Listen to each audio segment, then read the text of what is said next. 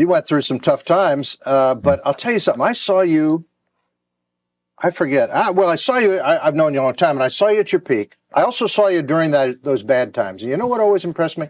You were no different. Well, thank you. That's a great no different. That's a good compliment.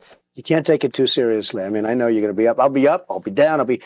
You can't really, guys like us, keep coming. You just keep coming. That's all you can do. And yeah, sometimes it's not easy. They say, come on out to dinner, and you have 400 people, and they're looking and staring, and they're saying, I wonder how he's taking adversity. But you learn a lot about yourself, and you learn a lot about other people. You learn about loyalty. I learned a lot about loyalty. I had people that I would have bet the ranch on, and they were not as loyal as they should have been. Right. And I had people that I wouldn't have, and they turned out to be, unbelievable. Really. Isn't that interesting? Yeah.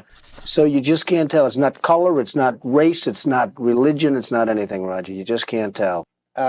Rich guys are often not well-liked guys. But what's interesting to me is the guy on the street, the cab drivers, the guys working on the road crews, they all go, hey, Donald, how's it going? Hey, it's almost like they feel very comfortable with you, like you're one of them. And I've never quite figured out how you bridged that. The people that don't like me are the rich people. Okay, it's a funny thing. I mean, they can't stand me. I mean, I have friends, and I have not only friends, I have enemies, jerks. They work, they hurt people, they this, they that, and then they call up, can you help me get a reservation at a restaurant, okay? So what's the purpose of being rich if you can't get a table at a restaurant? The people that like me are the people that you're talking about. Yeah. Rich people do not like Donald Trump. Wow. Isn't that amazing? Well, I sort of love it. Wow. Back talking with one of the most famous men in the country, and for good reason. He's also a really nice guy, and he does an awful lot for other people that doesn't get reported in the press. The press sometimes treats you good, sometimes they love to hate you, sometimes they love you, sometimes they hate you. Well, they're very uneven. Some are very good, but I've met some of the most dishonest people I've ever met are in the press. I mean, they are literally some of the most dishonest, despicable people. And this is when back you see in the 95. public hates the press so much, the public understands. Some of the most truly dishonest, and I mean people where you tell them something, they know exactly what they should be writing, and they write exactly the opposite for the sake of a story. They're truly despicable people in many cases. Tell me about Mar-a-Lago. It's a fabulous house. It's the greatest house in the United States, easily by far, by any account, and it's a great private social club right now, and it's something we're very proud of. I mean, it's really taken shape. So now to join that private club would cost what, $75,000 a year? $75,000 to join.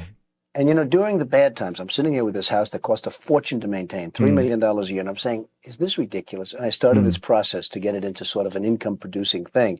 But I really did it to save Mar-a-Lago, because ultimately, how many jerks are like Donald Trump that are going to spend this kind of money? It's truly one of the great landmarks in the country. What did it cost to keep that up? About $3 million a year. Just to run it, just to keep it up. And you know what? $3 million is a lot of money, but at bad times, it's a lot of money. So I said, you know what? I'll probably have bad times again someday. I want to make sure that this little sucker is taken care of. So it's really, it's just going to be a great thing, and it's very, very successful. Would you ever run for politics, or would you worry about them going after your life? I mean, messing up your life, messing up you too. How would you feel if he went into politics? I think he would do terrific. There's a certain dishonesty, unfortunately, that you need for running for office. Now, it's an unfortunate thing, but you would know this perhaps better than anybody in the world, right? I've coached a few. I'm a pretty straight guy, and I'm not sure that somebody that really calls it like it is and says this is what you have to do, I'm not sure that kind of a guy gets elected. Maybe so, maybe not. Everybody wants me to do it. They all want me to run.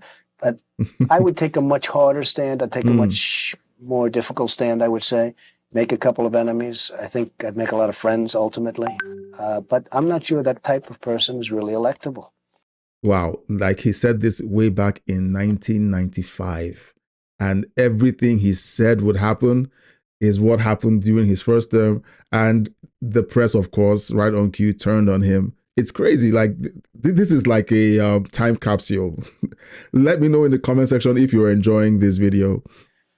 If the United States government took a firmer stand with foreign countries, would we be better off, or are we so much now a part of the nation of the community of nations that we can't really afford to offend anybody? I think we'd be better off, and I think we'd be far more respected. I just think that people would have far greater respect for this country if we took a much tougher stand. Wow. What do you think of this video? This is like going back almost 30 years and watching the way the press covered him and the things he said. Everything he said played out exactly the way he said it. If he ran for politics, they would turn on him. And the part that tickled me the most was the fact that it was the rich who hate him. The everyday person on the street loves and respects him. The rich people hate him. And once he came out to run, it was like everyone turned on him. All the rich billionaires, media moguls, they all turned on him, trying to take him down. Well, I hope you enjoyed this. Let me know what you think of this video. Like, subscribe, share, read the book, Dismantling America, using the link in the show note. Create a free Audible account on me and listen to that book. It's an amazing read by Thomas Sowell. You will not regret it.